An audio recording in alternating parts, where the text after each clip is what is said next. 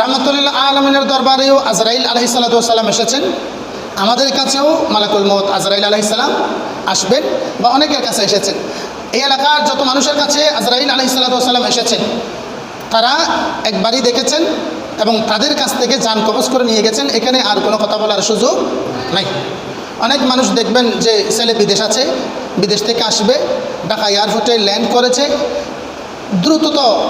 দ্রুততম এবং দ্রুতগামী, সবচেয়ে দ্রুতগামী যানবাহন নিয়ে উনি চলে আসতেছেন চট্টগ্রামে।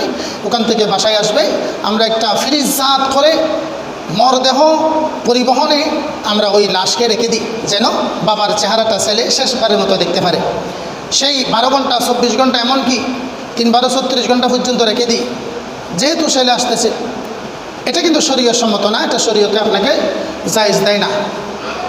যখন মৃত্যু তখন দাফন, যখন মৃত্যু তখন দাফন। শরীয়তে আছে যখন গুনাহ তখন তওবা, যখন বালেগ তখন বিবাহ, যখন মৃত্যু তখন দাফন, যখন কিদা তখন খাওয়া, যখন ঘুম তখন যাওয়া, যখন আজান তখন নামাজ। সুবহানাল্লাহ বলি।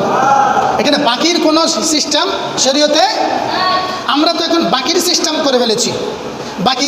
বাকিটা এমনভাবে করেছি, বাকি দেবে না বলে আমরা সেটাকে আবার অন্যভাবে রূপান্তর করেছি, যার একটা হচ্ছে সুদ।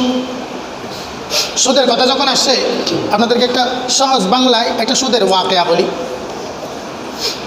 হযরত হাবিবে আজমি রহমতুল্লাহ আলাইহি নাম হয়তো শুনেছেন, এটা অনেকবার হয়তো কোথাও কোথাও বলেছে।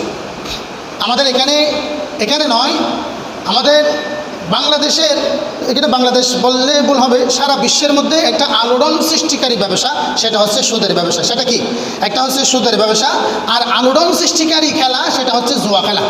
এই দুইটা খেলা বর্তমানে আমাদের ছেলেরাও সেই জুয়াটা ধরে ফেলেছে, অলরেডি চলতেছে। এখন মাদ্রাসার মাঠে, মাদ্রাসার বারান্দায় দেখবেন জুয়া খেলা অবাধে চলছে। যেই মাদ্রাসা নবীজির বাগান, মাদ্রাসা কার বাগান? নবীজির বাগান, নবীজির ঘর, মসজিদ কার ঘর?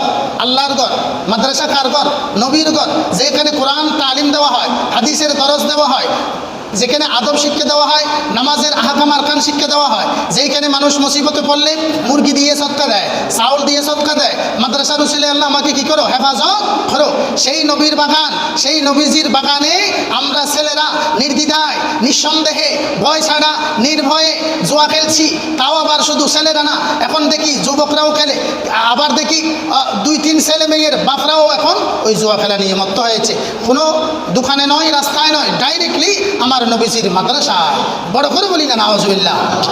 কিছুদিন পরে দেখবেন ওয়াইফাই কানেকশন যখন বেশি ছড়াছড়ি হয়ে যাবে, মসজিদের ছাদের মধ্যে বসে বসে খেলা শুরু করবে। কারণ এই মসজিদের ছাদের মতো, মাদ্রাসার বারান্দার মতো এতিম আর কেউ নাই। মাদ্রাসার বারান্দায় যদি আমরা জুয়া খেলি, কেউ কোনোদিন বলবে না 2-4-5 জন মিলে তাস খেললে যেমন মাদ্রাসায় খারাপ লাগে, এখন ওই 4-5 জন মিলে আর তাস খেলার, ছক্কা খেলার কোনো সুযোগ নাই। এখন যুগ পাল্টেছে, অ্যাডাল্ট হয়েছে, যুগ বদলানো শুরু করেছে, মানুষের ব্রেইনও বদলাচ্ছে।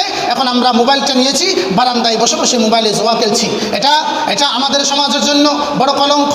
একজন মেয়ের জন্য, একজন ছেলের জন্য জেনার অপবাদ যেমন কলঙ্ক, একজন বাবার জন্য মেয়ে তার পাত্র নিয়ে পালিয়ে যাওয়া যেমন কলঙ্ক, একজন স্ত্রীর জন্য তাকে ছেড়ে স্বামী চলে যাওয়া যেমন কলঙ্ক, ঠিক এলাকার কলঙ্ক হচ্ছে, গোটা এলাকার কলঙ্ক হচ্ছে। এলাকার মধ্যমণি, এলাকার প্রাণের স্পন্দন, এলাকাকে সাহায্যকারী, এলাকাকে সহযোগিতাকারী, এলাকার জন্য ত্রাণকারী, এলাকার জন্য রহমত খুঁজে আনা এই মাদ্রাসাটা হুজুর কাবলা তৈয়ব শাহ রহমতুল্লাহর স্মৃতিচারণ, তাইশা হুজুরের স্মৃতিচারণ, হুজুর কাবলার এই স্মৃতি, নবীজির এই ঘরকে আমরা যখন জুয়া খেলা নিয়ে এটা কলঙ্কিত করেছি, মনে করবেন বাবার মাথা মুন্ডানো মানে সমস্ত পরিবারের সকল সদস্যদের মাথা মুন্ডানো। যখন হুজুর কাবলার মাদ্রাসাকে যখন জুয়া খেলার আড্ডাখানা করেছি, বুঝতে হবে আমাদের এলাকার